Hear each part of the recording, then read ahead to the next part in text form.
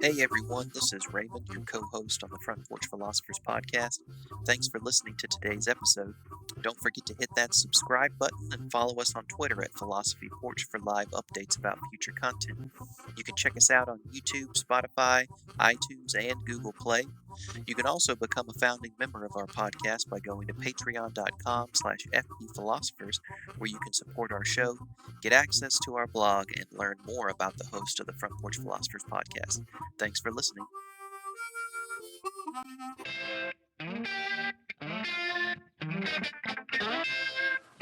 All right, we're back live. Once again, Front Porch Philosophers Podcast. This is Thomas Jared Farmer, joined as always by my co-host, Michael Granato. I don't really think we're live, though, are we? We're live.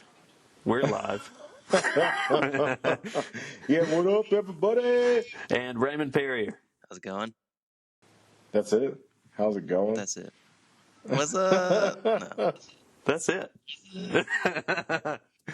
This is a late night edition because we had things to do, and so we're in various stages of sleep deprivation at the moment. Michael's on the East Coast, so he's in the late stages. What time is it there, Mike? It is 1:20 a.m., and I feel like this is perfect because I feel like once you get past the bewitching hour, like that's when the weird stuff starts to happen. You know? That's when the darkness comes. Yeah. We teased calling this episode Late Night Nihilism. So we'll see. we'll see where this goes. So we had talked, previous episodes. I'm going to get it out. It is late. I have coffee, so we'll work through it. We talked in previous episodes like what is philosophy and what is religion, and so for tonight we're going to try to talk about what is philosophy of religion, which is its own specialization within the field of philosophy proper. So I'm going to throw the ball to Raymond first and ask him, what does philosophy of religion mean? Philosophy of religion is, in its most obvious form, the philosophical application to the study of religion. So your methods, your practices, the way that you go about doing your research, and the way you form your arguments and discussions revolve around the philosophical discipline, and then it's the application to religious ideas, concepts, problems, systems of thought.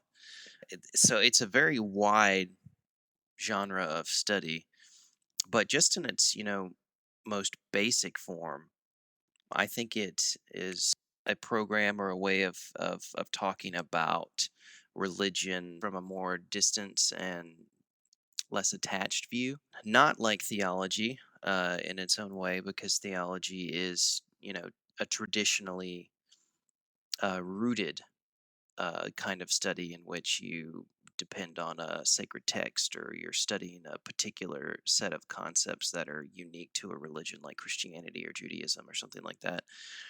And it's not religious studies. Tends to err towards more social and anthropological studies of religion.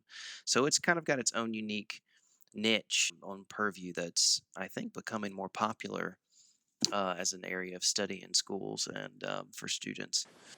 So, Raymond, if we take like a practical example, if we say like we're going to talk about the concept of God, like what we mean and understand by the concept of God, like parse that out for us in terms of like how philosophy of religion would approach that, as opposed to having a conversation with, let's say you're sitting around talking with your friend about like what they believe God to be, or do they believe in God, and if so, like what God's like.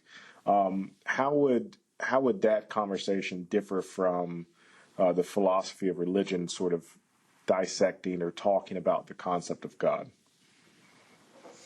Yeah, I mean, in some conversations, especially maybe the ones I had when I was younger before I started studying philosophy of religion professionally, there are some crossovers, mostly in discussing conceptions of God that deal with sort of traditional ideas like omnipotence, omniscience, omnipresence, goodness, eternal, those kinds of things. Those Break are, those words down for us real quick. boy, all right, well, In case um, somebody's not familiar, with what we're talking about. yeah, so when we say omnipotence, omniscience, omnipresence, we're basically just saying, all knowing, all present, everywhere, being everywhere. Yeah, I mean it's basically just taking terms that we would, normally think of, like, what it means to have knowledge or to be in some place, and then a power, to perform a tasks, right? Like, to bring a certain state of affairs into existence or to obtain. So it's really just describing descriptions of God's, power, usually, I guess you could say, if you were to describe it like that in the most simple terms. Well, I think. Go ahead. No, go ahead. I was just going to say there are other terms too, like goodness, simplicity, moral and ethical descriptions that people talk about. God is all, good and, all the time, that kind of thing, and Yeah. I think stuff it's like worth that. pointing out that, especially from the philosophy of religion side, that a lot of those omni categories, right, are problematic, right, especially in terms of Yeah. their interrelation. So you have the traditional argument against those omni categories in something like the Epicurean quadrilemma, right? That if if you say God is all good and you say God is all powerful, then this intersects with something like the problem of evil. Like, how can there be an all good God who permits, evil in the world, stuff like that? Well, that kind of dilemma is created by the affirmation of certain categories, right? Certain predications of this entity that we will, bracket out and call God. So I would say that you have kind of ordinary language approaches to using that kind of speech where you say, whenever someone talks about omnipotence or omnipresence or whatever, what they're really doing is saying that God is beyond certain categories. So I would say that we want to be circumspect in how we're using those terms, because maybe some people use them in really explicit and very concrete ways. Like, they really think that there's a God out there that has these sorts of attributes. And then there's other people who will use these as kind of placeholders for other descriptions, right? To say that we can't really describe God, but these are kind of traditional ways of getting at the problem. Yeah. Yeah. And that's a good point, because the people who, invented these categories, early theologians and philosophers of religions would hold that these are just, markers of the limits of what we can say about the divine, as opposed to, which might be a good, separation to answer your question, Mike. Some people would think that these take these more literally and simply as a being of all power and all knowing, all presence, as opposed to somebody who's sort of activating their philosophy of religion mindset and thinking of these as just the placeholders for what they can talk about and using religious language. So Well, I mean, we made a distinction. I mean, to go back to something that Raymond said earlier, we made this distinction between theology and the philosophy of religion. Um, the philosophy of religion, at least according to a philosopher of religion like John Hick, need not be engaged with by people who necessarily believe in something called the divine, right? It's really just philosophizing about categories which traditionally intersect with topics covered by religion. Whereas theology, at least as we defined it last time, has this one necessary presumption that it's not an empty category, right?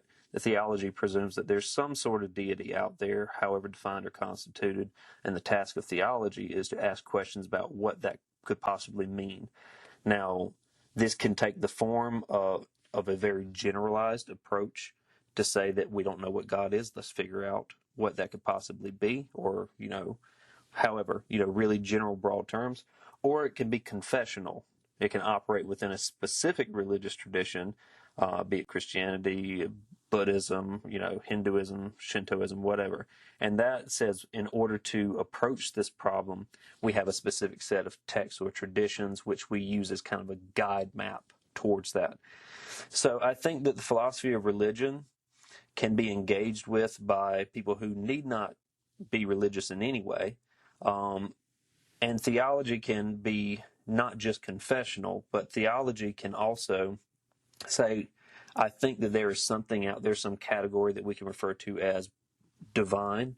Let's figure out what that means. And it can come from a really specific standpoint, like a confessional standpoint, or a more broad standpoint, which brackets out.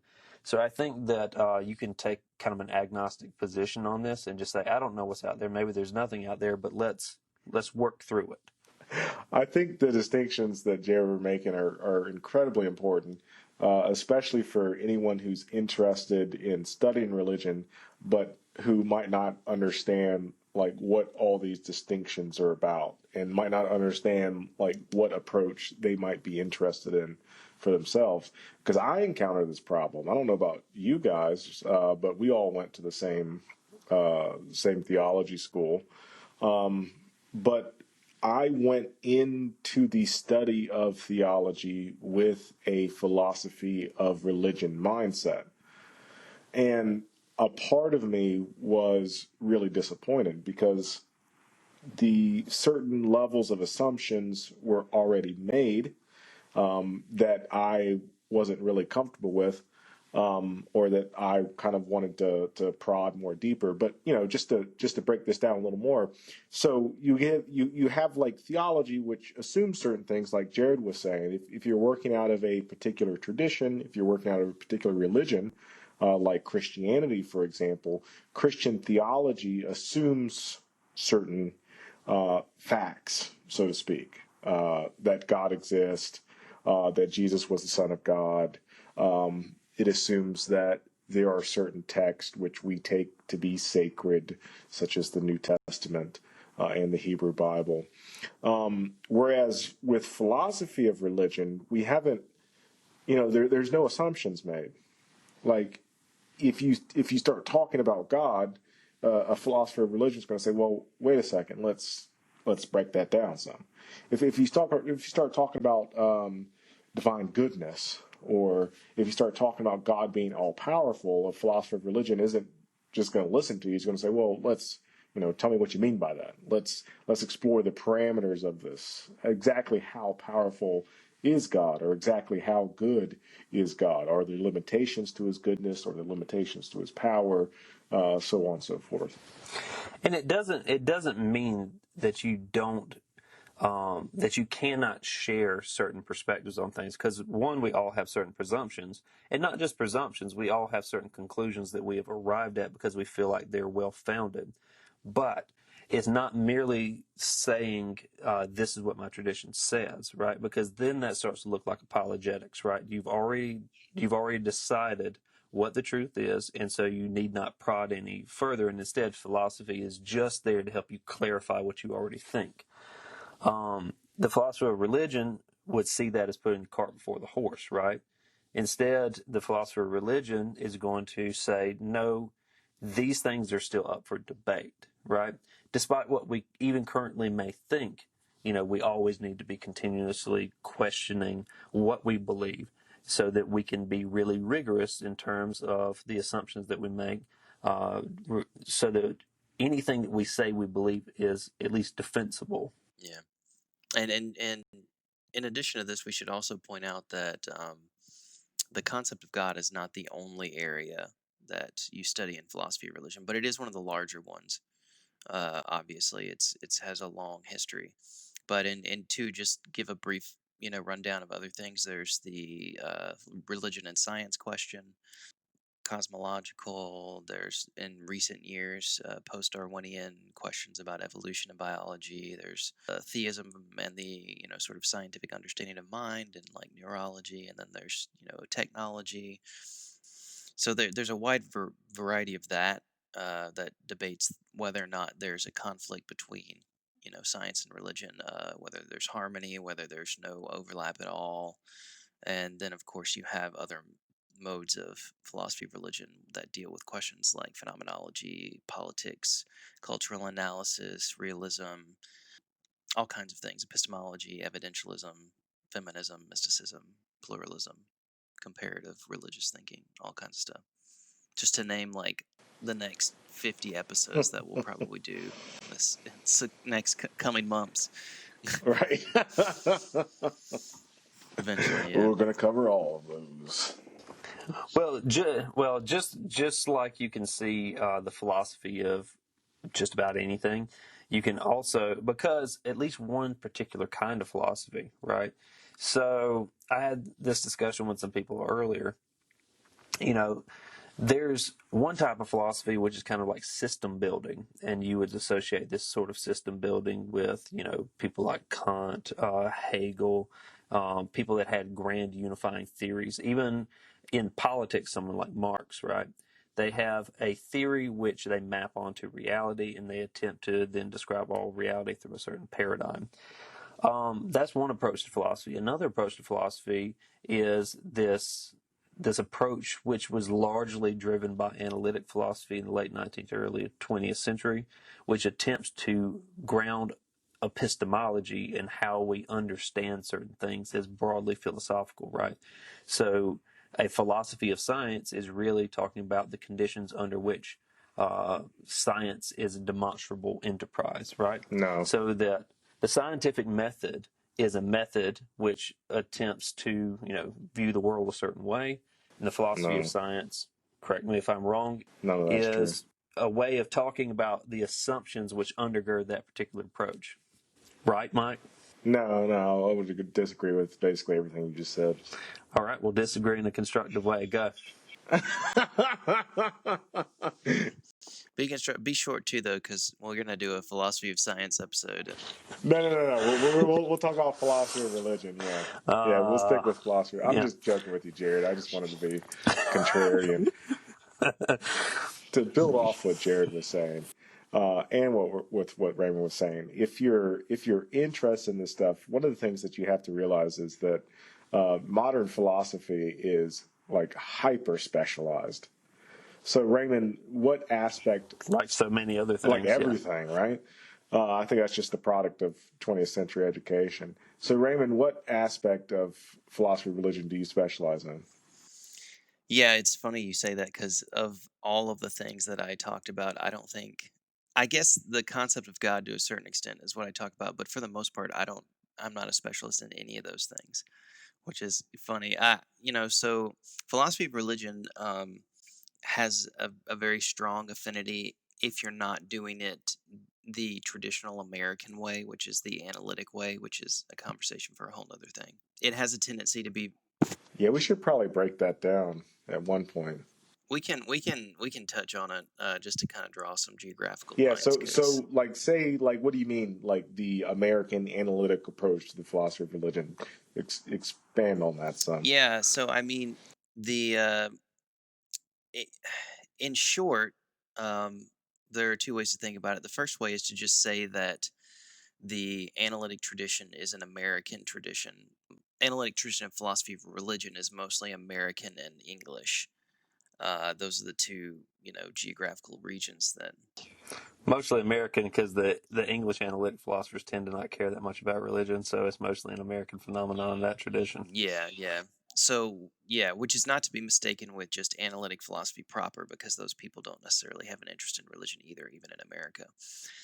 But it's as it sounds. It's analytic. It's a logical, mostly logical, argumentative approach to the questions about God's existence. It's in recent years been branching out into other questions, but it's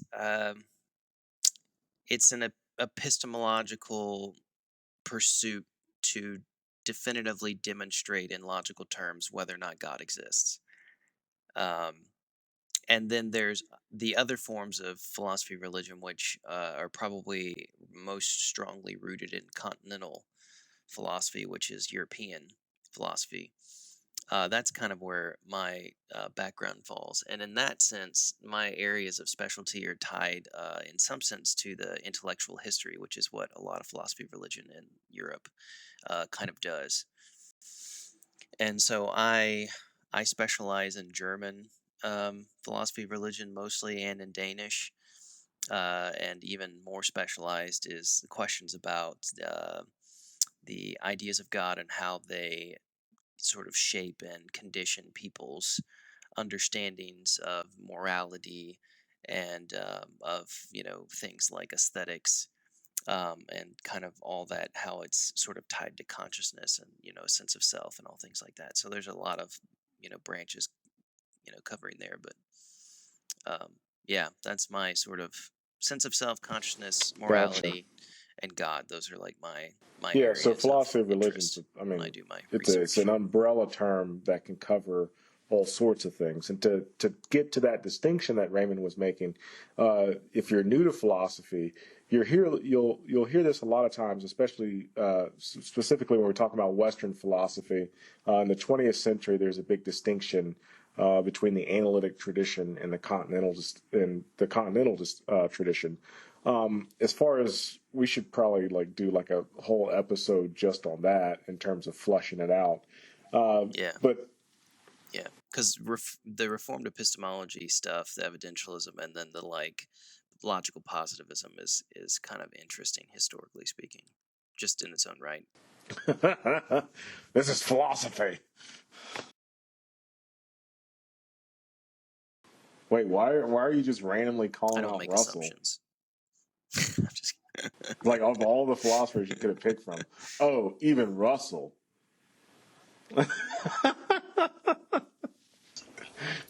Yeah, well, let me see if I can encapsulate this really quickly in terms of like base assumptions. he has like a So secret love for Russell for if you're sure. new to everyone, everyone makes assumptions, Raymond. Everyone makes assumptions, even Bertrand Russell. Here's the thing, because I love Russell, but Don't even forget Russell. Frege. No, I'll tell you Just the leave reason him out why. of the picture Because like everybody Russell, else. more than anyone else, spearheaded this whole formal language movement, which ideal language where you could get away uh, from ordinary language philosophy, so that you could kind of purify all language. Yeah, but okay. My encapsulation is going to include this discussion. Okay, let me see if I can briefly do this. We have time. Okay, this analytic and continental distinction isn't really about geography. It's really a heuristic device. It's just a way of dividing people up in terms of base assumptions. You see something similar if you start to dig deep in terms of the disagreements between rationalists and empiricists that people talk about in early modernity. Um, those lines get blurry once you actually start reading these guys, but it's helpful in terms of broadly understanding the history of philosophy to utilize these kind of heuristics. The analytic Anglo-American tradition versus the continental tradition is something similar, right? So you have people that kind of exist roughly at the borders of both fields. You have obviously people from America doing continental philosophy. You have people from the continent doing what we would refer to as analytic philosophy. So these are just kind of helpful distinctions. But in terms of base assumptions, the disagreements come down to in the late 19th century, there was a lot of philosophers from across the board who started to be concerned about what sort of things that we could know and whether or not they were expressible in ordinary language.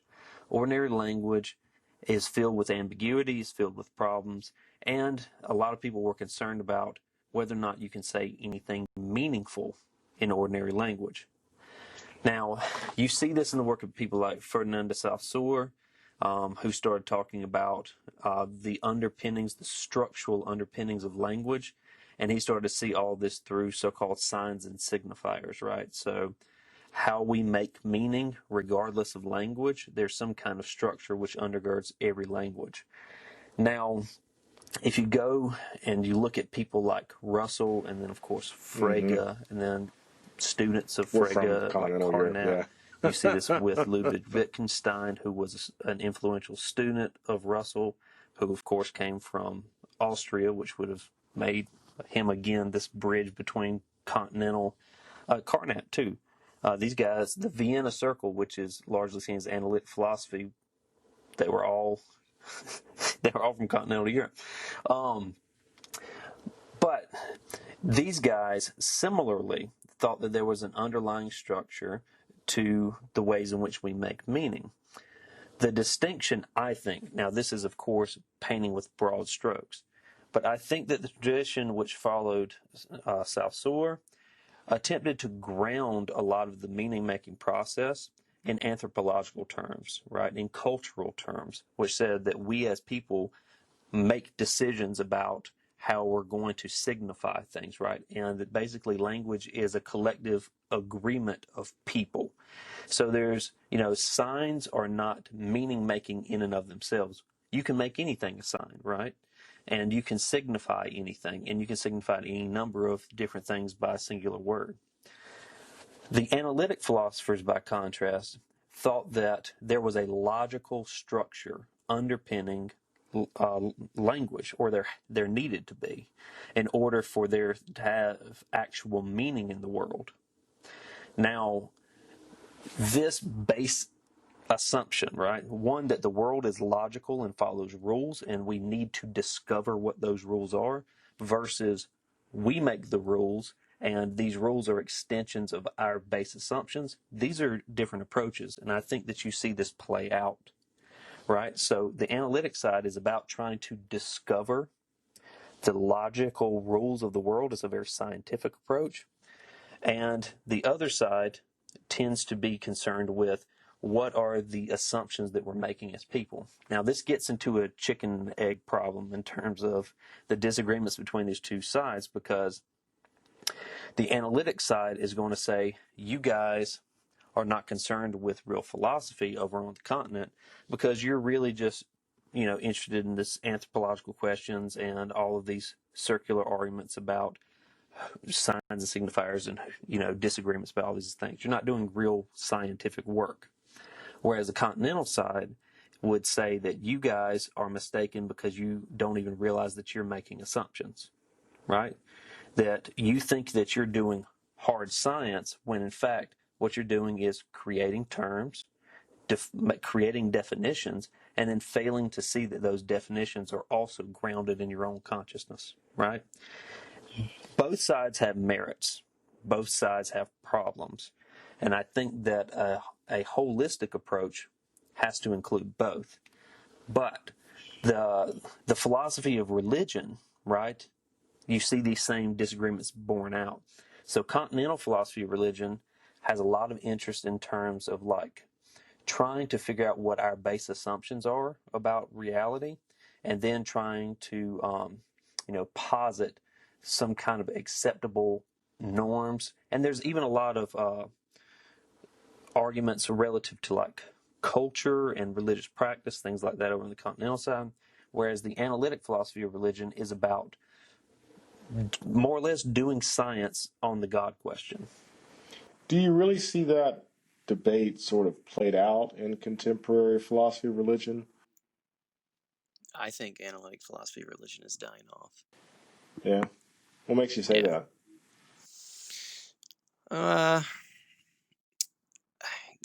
People get into philosophy of religion despite the fact that you don't have to have a religious background. You usually do. You have an interest in religion, right? It becomes your study. And the Reformed traditions that would be more inclined to that kind of philosophy of religion, I don't see those students going into grad schools with So the same you frequency keep that you saying see. Reformed tradition. Yeah, so I say Reformed is like the Protestant traditions that are interested in that question of the existence of God, and it's sort of like a root, sort of like a basis for their belief system. So in the sense that there are other traditions that may assume God, but they have no stake in really trying to demonstrate or defend or justify the existence of God. They see it as belief and faith, so they don't need justification in that sort of analytic way. So I just I don't see the students at the graduate level showing up who have those interests. Most of the people that we come across, I think, are more interested in the cultural aspect, the anthropological, the sociological, the historical, the intellectual history, the continental side. So I don't know if it's gonna. I mean, there's some institutions, like Notre Dame, Princeton, and things like that are still, sort of that still do that. But I think once the generation that's teaching it or that kind of like, founded it, really in America, not in the continental stuff. That's a whole nother ball game. But I don't think it'll continue. I mean, in all honesty, analytic philosophy in America only became relevant because of logical positivism. I think that's 100% historically accurate. Like it would not have been what it was or as popular as it was if it weren't for the fact. I mean, it was a reaction, and we can get into that sometime. This is maybe not the time to talk about logical positivism, but basically it was a reaction to science. It was a religious reaction to a, a movement in the scientific community that reached America, and I think that's where it will probably it'll just peter out. It won't die. I mean, it'll always be a part of the tradition, but it just won't be as popular as it used to be. I mean, it's hard to find people that get excited these days. I think about an Alvin Plantinga or a William Lane Craig. Nothing against those guys. It's just, people just aren't terribly interested in that sort of work. At least that's, yeah. Well, it's so limiting too, right? I know that, Swinburne and a couple of those other, original gangsters in that field are trying to branch out and do things, but um, it's not they're not studying aesthetics, they're not studying art, they're not studying, the sciences in their own right. They're just not doing a lot in the way of like moral and ethical questions, stuff like that. So those are more far reaching and more practical, and I think people have a broader interest in Well, that stuff. go ahead. I'll just say, in a weird way, I think that the analytic tradition itself, and I'm pretty sure that analytic philosophers are going to disagree with me on this, but I don't think that analytic tradition is going away, because if you survey most of the United States, most philosophy departments that you encounter are going to be analytic in orientation. And there are reasons for this. One of the principal reasons, I think, is because analytic philosophy does intersect with things which are otherwise important. So when I did my undergraduate at University of Illinois, I did a lot of work in analytic philosophy. And the questions that people were interested in were like philosophy of mind, which intersects with, contemporary debates about artificial intelligence, which is relevant. A certain kind of ethics, which would be relevant to, like, again, machine intelligence. You have questions about just broadly, the analytic tradition is interested in things like the philosophy of technology, philosophy of mathematics, philosophy of science. These tend to be of that sort of orientation. I think that it's helpful, but again, I think it's limited. So I can't, portend what the future holds, but I think that the general interest in analytic philosophy, I don't think it's going to go away anytime soon. And I think for those who are specialists in it, there will be even more to do. But I still think that the questions which are that fall under the sort of heading that you could use that kind of methodology for are limited. Yeah. Well, and those people, they're trained as philosophers of religion, and then they specialize, so they have plenty of room to go in different directions. Um, there's no reason they can't, uh, change their research to some degree. Um, it's not impossible, and I don't know why. The only example that I can really think of, who's attempted to do stuff like that of the tradition, the main people is, Swinburne. Um, and Is he still writing? I don't, I know he had he a book in the early geez, we 2000s. I don't know if he's still writing, but yeah, he had one. Yeah, think He had so. one that he did. Shout out, by the way. Yeah. That was, I forget the name of it, but yeah, shout out. Frankly, I don't even know if God. I didn't even know he was still alive. Shout out if you're still there to be shouted out too. I don't know. I'm probably going to get some like angry messages saying, "Of course he's Philosophers still tend to alive." hit their stride like I later don't. in I have life. no So, idea. like when you're reading like a work of like great philosophy, oftentimes you don't know if the guy's still alive or dead. And it's not like, anyway, no offense. Well, and I think that I think you just assume that Right? people are dead, right? When you start to read a philosopher, Some don't you dead just guy, assume right? they're dead? What's up, dead guy Some said? dead white guy. Oh my gosh. The only other guy that I can honestly say that I think has branched out into other stuff is Stephen Davis, and that's a shout out to our institution because he was analytic Yeah. our Shout out analytic Stephen guy, Davis. and he did a lot of other things. He is alive for Steve is sure. He is alive. retired, but He he is is alive alive. and So kicking. So thankfully, So it sounds like, if I can kind of summarize what's been said so far, you certainly have different focus within the philosophy of religion. And in terms of the analytic continental divide, analytic philosophy has traditionally been concerned with things associated with science. Science itself, of course, is not interested in religion insofar as science isn't interested in the supernatural. I think that's a pretty safe assumption because it's inherently naturalistic. But well, it has to involve a methodological yeah, naturalism. I yeah. mean, which means that it doesn't necessarily mean that it's antithetical to religion. I think we've had this discussion before, but I think that it is an assumption. It's a methodological assumption that Oh, it is. But anyway, I was just so what you're saying is because of this association with analytic philosophy and its kind of nut hugging science, if you guys want to put it that way. I'm fine with nut hugging science, but we might want to edit that part out. I want to just make it clear though. I'm not saying oh that yeah, they're trying to do science, because they're and they're not not. trying to necessarily use science to further their arguments. They're using logic as a refutation to some very suspicious methodological, ideas that came about um, in certain traditions of scientific, education. So yeah, and I think it is safe to say that when you think about this question of justification of belief, whether or not it's reasonable to believe something based off of, uh, uh, you know, basically the idea that you have a sound argument. That I mean, that kind of logical tradition came under attack through some institutions in science, in the 1900s, and as a response, these people came to the bat for religion to say, no, we can believe these things because there's a logical, you know, foundation to talking about it. So, um, and that's in its own right a good thing, I think. But that's just kind of where they left it. It seems, for the most part. But but even within the continental tradition, I mean, if you're talking about philosophy of religion, there's still a need to justify what you're saying.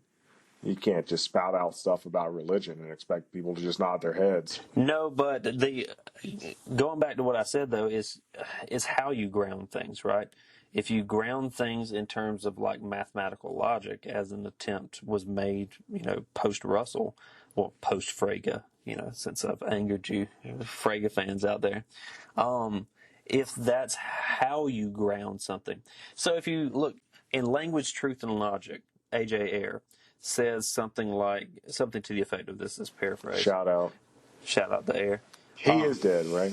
He is very much dead. Um, I can say with confidence that Air is dead. Um, he says something to the effect of to ask if something is true is to ask about the conditions under which the thing can be verified or established, right? So that kind of verifiability is one means empirical verifiability or just analytic propositions like propositions which contain their predicate within their subject. So things like all bachelors are unmarried men. That's true by Yeah, definition, yeah, it's right? grammatically, yeah, yeah, Those are the sorts of things yeah. about which you can say meaningful things, and anything which is not either empirically verifiable or is an analytic proposition is simply following Wittgenstein is simply meaningless, right? That you cannot. It's the same thing as saying like. What's that old Chomsky phrase? It's something to the effect of the green dreams sleep furiously or something like that. Like, it's grammatically correct, but it's utterly meaningless. That's not exactly what it is, but it's something along those lines. And to continue that, since we brought up the verification principle and air and all that stuff, to answer you, Michael, I think that the continental tradition, just many of them, not all of them. I mean, people responded, but I think people who heard that and they were just like, "That's stupid," and they just didn't engage. It was just like, "What are you talking about? Verification principle? That's entirely ridiculous. It's not pragmatic. It's not practical. Like it doesn't, apply to common sense." So I think they were just like, "This is stupid," and they just kind of walked away and didn't engage. From a continental perspective, the question of it's one thing to justify, but justifying a belief is takes on a wide variety of options, right? You can justify practically, you can justify just sort of like commonsensically, you can justify in moral terms, you can justify culturally and sociologically. You're not going to tell somebody who's decides they want to be religious or they grew up religious that they're an irrational idiot for being religious. I mean, there are people out there that'll say that, but for the most part, you just that's just not a that. Well, to be fair, some people are. Probably philosophy instructors. Just because you need not be an idiot in order to be religious doesn't mean that there's not a lot of Well, then, religious idiots. That's true. Yeah, Right? that's true. I was just trying to say, yeah. yeah, and I was just trying to say that there's a lot of ways to justify a person's belief. And verifying belief is just so nonsensical that we're going to have to do an episode on it, because I would love to join in on that discussion of destroying that stupid position. Because it just eliminates so many possibilities in life that are logical and rational apart from religion. So, well, but we can leave it at that. I was just saying the Continentalists just didn't engage with that because I think they just thought it was nonsensical and silly, and they were just like, whatever, and they just moved on with life. So you're calling verification principle silly? Yeah. I mean, I'm pretty sure Oh, the okay. scientific community would agree with I'll that. quote you on that. We'll agree with that nowadays, too. I'm not the only one. It wasn't just the religion Yeah. community that killed it. It was the scientific community that was like, I don't know if we can do this. This isn't something Well, if you go that back gives us and a lot look, of options here. Yeah, there's a lot of problems with it. yeah, there's a reason why logical positivism is no longer a thing, really. Yeah, only in history classes. Well, if you go back and you look, so like Carnap, right? So one of the leaders of Vienna Circle, I mean, studied under Frege, studied with Einstein, someone who was a respectable figure in the physics community and in the philosophy community, wasn't really understood in either because of the intersection of those two things, but did interesting neo-Kantian work. But Carnap was one of the logical positivists, and he... Wait, what? Einstein? Yeah. He was... oh, Jesus, I can't remember. I'll let that one go. Just look it up. Look it up. Stick with your false labels. You can't just say look it up. I just did. Just throw out some kind of label on Einstein that he was a neo-con. Now, I didn't say go ahead. Einstein was. I said Carnap was. I said that he worked. Oh, he worked with okay. Einstein. Okay. Anyway, he was interested in the new physics, right? So, as many of the philosophers were at that time, Karl Popper and people come to mind. Carnap, whenever he was writing about metaphysics, he made this claim again that, look, there's ways of approaching meaningful questions. Philosophy, he thought, should only be concerned with what he took to be meaningful questions. And by meaningful questions, he was talking about the things which were either empirically verifiable or which were analytically verifiable, right? So they had a logical syntax, or you could prove them demonstrably.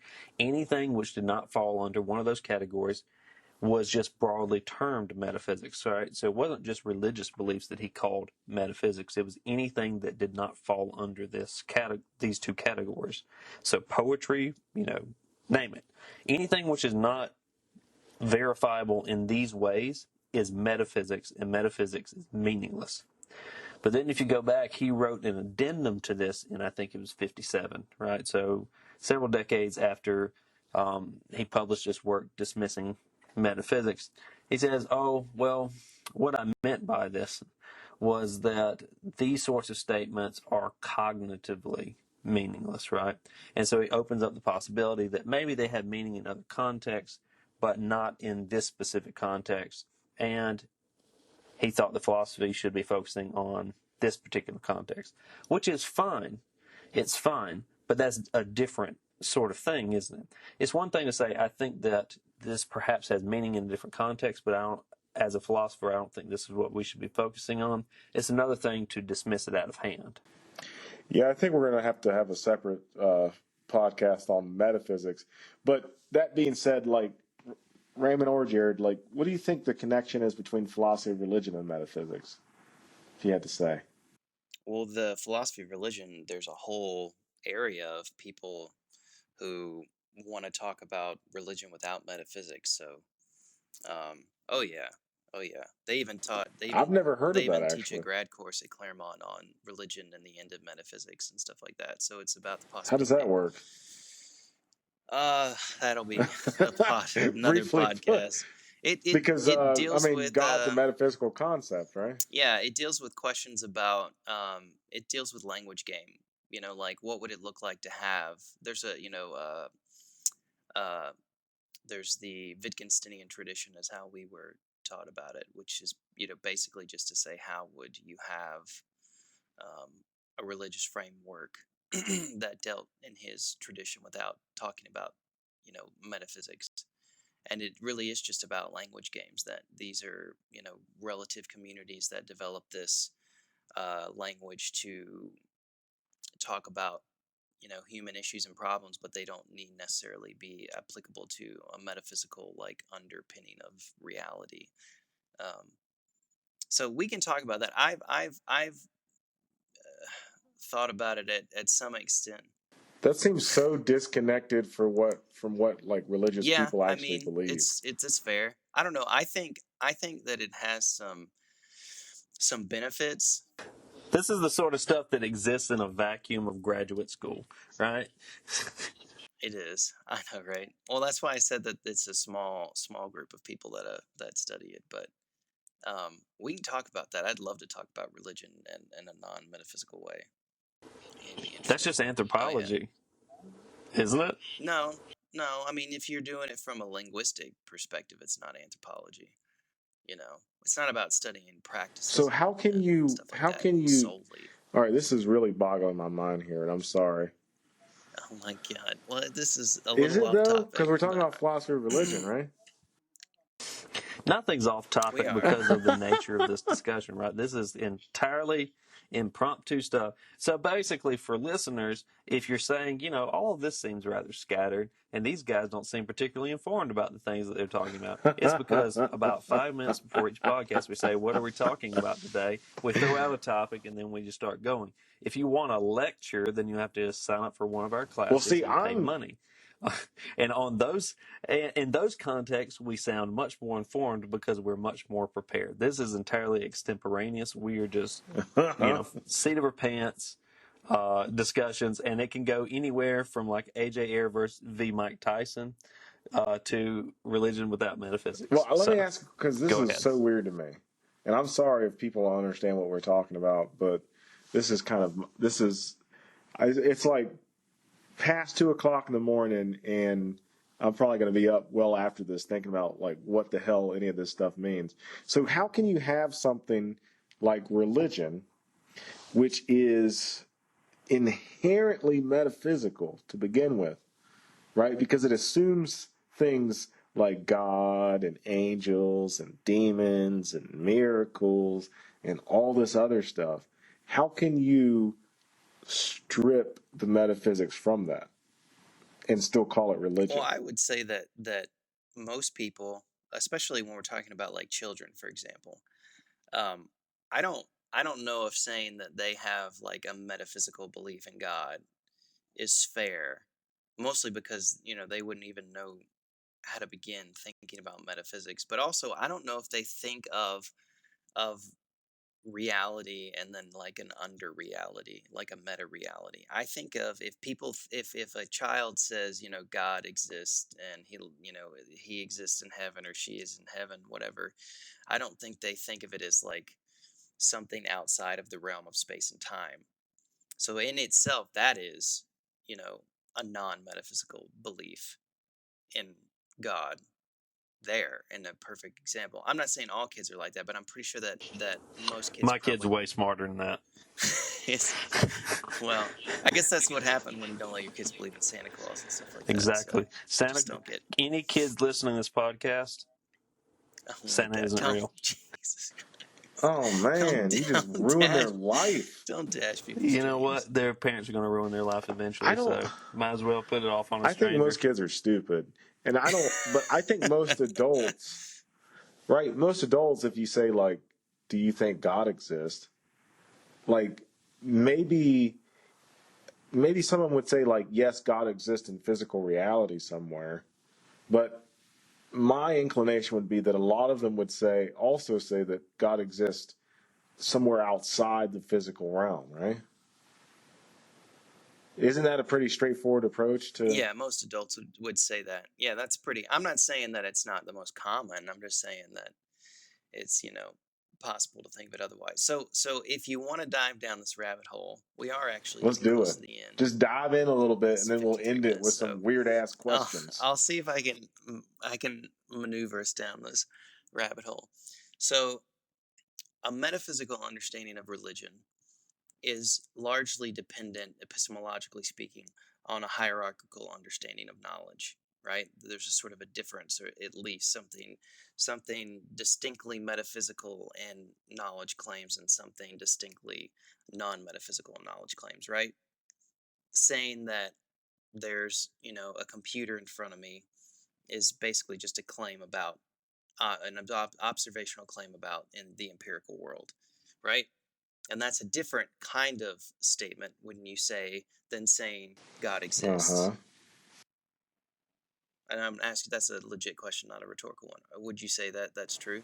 I mean, I think if you ask the question, "Does the computer exist?" and then you ask the question, "Does God exist?" that would be the same type of question. Yeah.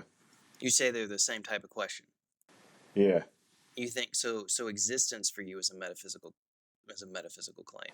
I don't know about a metaphysical claim, but I think they're asking the same question. It is when you're talking about an entity that which transcends the physical world, if that's your assumption. Okay. So Jared is saying then that the question, the statement God exists would be different than saying this computer exists, right? I wouldn't. Yeah. I think it Okay. is. I think it So is, Michael's and I'm already right. stepping So, towards what I would think is a non-metaphysical understanding of religion. so just a wrong understanding. Well, then, I mean, I would just say like one does exist and one doesn't exist. Oh, okay. His computer exists, Michael. Oh yeah. So basically, the How dare you doubt his the computer? only I'll leave it at this idea, and then we can talk about it in another one. But basically, the idea is that in the Wittgensteinian tradition that is sort of championed by Rees and Phillips, in terms of religious, discussions, uh, has this notion that there are as many kinds of truth claims as there are kinds of knowledge. So they don't have a hierarchy. There's no like categories of separating things out into sort of more umbrella. It's just truth claim of knowledge. If there's a million claims about knowledge, like the computer exists, God exists. These are basically one of a million that you could have within a relative sphere of language. And if you take it at that approach, it doesn't diminish the possibility of saying that people can still have a language game that talks about this idea of God, but it doesn't necessarily imply that it's metaphysical if it is treated as an inquiry that is more or less um, a a part of the same inquiry of things like science and things like that. I mean, How is They're this all on the same How is this level. helpful to anyone though? It's not. I don't know. I don't think. But I was just trying to jump down this rabbit hole It seems with like a Michael. distinction I without mean, a I can answer the difference. Like, what's questions the pretty point? easily. So Well, exactly. I think that that's what they're saying. That's the point of. That's the point. That's the whole point of their position. I think is that um, that's sort of what undermines the metaphysical belief in I God. think we should.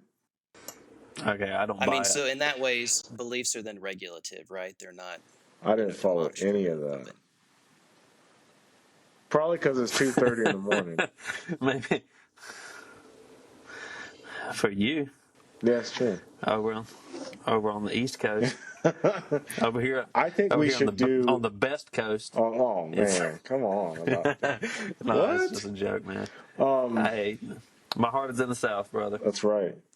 We're the front porch philosophers. We got to be in the South. I know. I've been exiled. to California, but my But I think we should heart remains definitely in the do South. an episode on metaphysics.